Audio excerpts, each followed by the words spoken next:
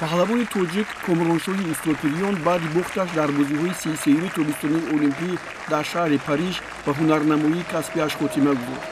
ин дар ҳоле рух дод ки комроншоҳ дар даври аввалин мусобиқоти ҷудо дар вазни то 90 кило аз рақибаш Тристане Мосахлишвили аз Испания бовазари мағлуб шуд.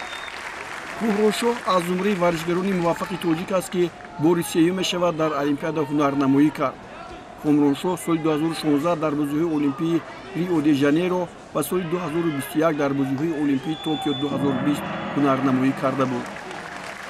ӯ аз серҷоизатарин варзишгарони тоҷик буда 2 карат қаҳрамони Осиё, барандаи медали нуқраи ҷудо Гранд-слам Абу-Даби 2021, 4 карат қаҳрамони Гранд-приксҳо, дорандаи нишони биринҷии бозиҳои Осиёии Ҷакарта 2018 мебошад.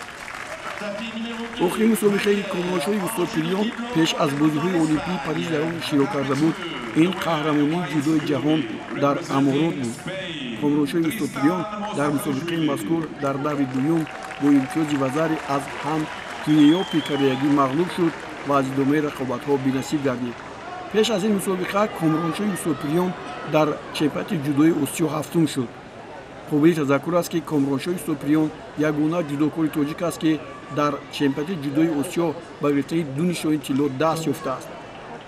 охирин мусобиқае ки комроншоҳи устопириён ба гирифтани медал ноил шуда буд, ин мусобиқаи душанбе Гранд Прикс 2023 аст ва дар ин мусобиқа ҷудокори 31-солаи мо ба гирифтани нишони тилло даст ёфта буд.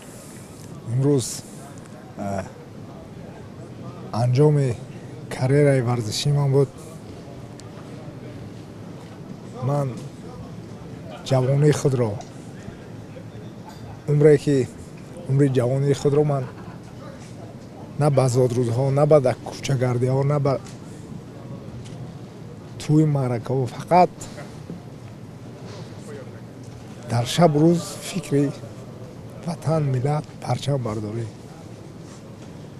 ва имрӯз ман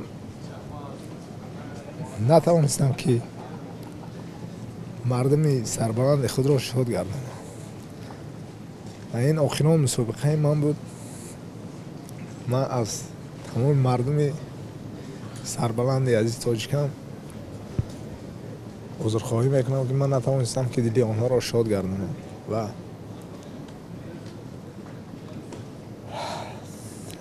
ин мусобиқа аст, бурду бохт дорад.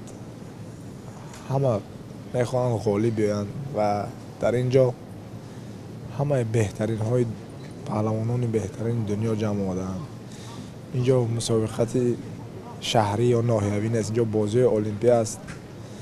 бисёр мардум намефаҳманд ва дарк намекунанд ки ин барои бозии олимпия иштирок кардан чӣ қадар одам арақ ҷабӣ мерезад, чӣ қадар меҳнат шабонарӯза мекунад, чӣ қадар лад мебардорад. вале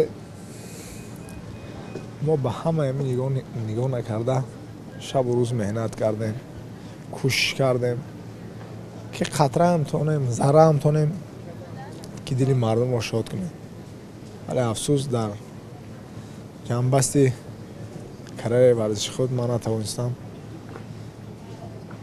ки бо як медал ҷамъбаст кунам ва ин анҷоми кор нест. боз шогирдҳо ҳастанд, фарзандом ҳастанд. иншоалло кӯшиш мекунем ки орзуе ки падарам дошт, орзуе ки миллати тоҷик дошт, медали бозии олимпӣ, аз ин таҷрибае ки дар 3 бозии олимпӣ иштирок кардем ба онҳо нишон деҳему шогирдони худро тарбия кунем ва чемпиони бозии олимпишон гардонем. як чиз Комроншоҳ, ин рақобат, ин баёнгари тамоми фаъолияти касбии ҷудои шумо нест.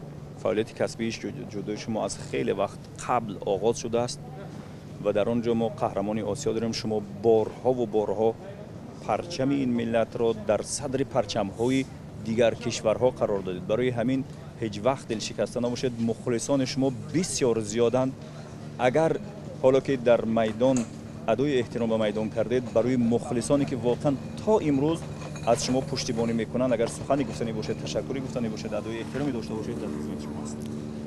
ман аз сараввал ба ҳамаи мардуми тоҷик ман мешавам ки ин рақобат ин баёнгари тамоми фаъолияти касбии ҷудои шумо нест. фаъолияти касбии ҷудои шумо аз хеле вақт қабл оғоз шудааст ва дар он ҷо мо қаҳрамони Осиё дорем ва ин ба устодони худ, ба падари худ, ба бародари худ ки тамоми умри худро барои ман, барои тарбияти ман сарф карданд, барои тамоми мухлисоне ки дар бурду бохт дар паҳлӯи ман буданд,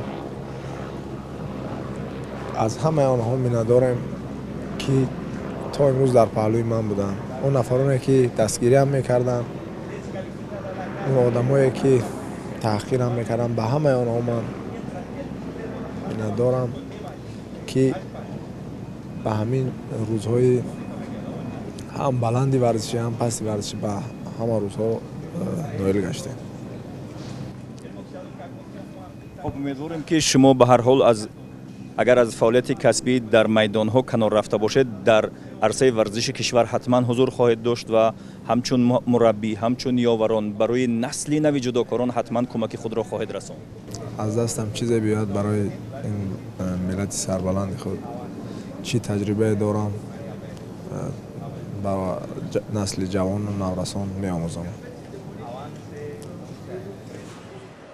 тавре гуфтем, Комроншоҳ эълон кард ки ҳунарнамоиашро дар майдонҳои бузурги ҷудо ба анҷом расонид. мо ба Комроншоҳ дар фаъолияти мураббигӣ ва ё амали интихоб кардааш дар оянда барори комёбӣ таманно мекунем.